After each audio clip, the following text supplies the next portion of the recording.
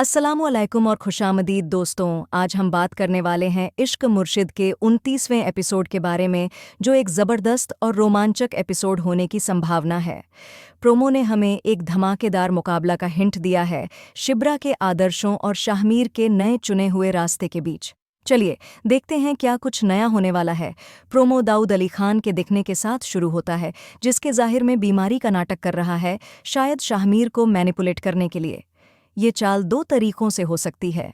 पहले, यह दाऊद को सहानुभूति दिलाती है, जिससे पब्लिक आपके पक्ष में बदल सके। दूसरा, ये शाहमीर को पार्टी चेयरमैनशिप लेना पर मजबूर करने का एक सोच समझ करवाया जा सकता है। इससे दाऊद को सत्ता पर पक्का कंट्रोल मिलेगा, जबकि पब्लिक के सामने शाहमीर के जरिए एक सुधारा हुआ तस्वीर आएगा। प्रोमो में दिखाया गया है कि शाहमीर ने चेयरमैनशिप को स्वीकार किया है और मीडिया से बात की है। यह एक खास मोमेंट है। शिब्रा, जो सच्चाई और इंटेग्रिटी पर बड़ी गई है, शायद एक करप्ट पार्टी के साथ जुड़ने से सहमत न हो।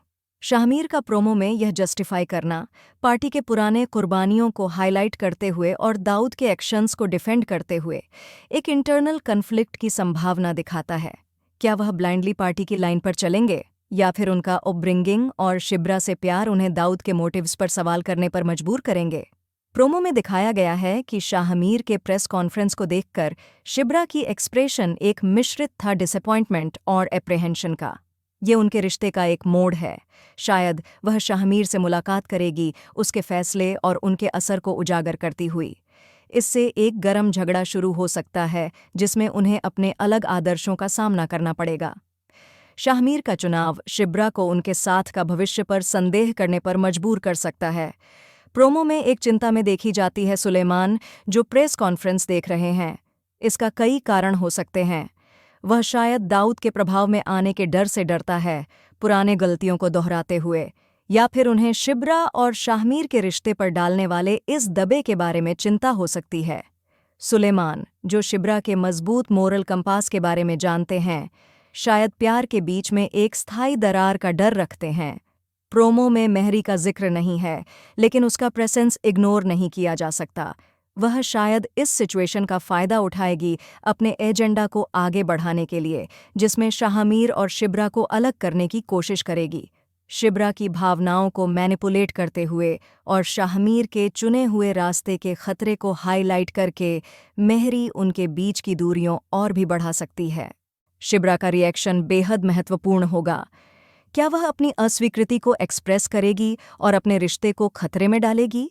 क्या वह शाहमीर को अंदर से प्रभावित करने की कोशिश करेगी, उसके नए विचारों पर चुनौती देने की?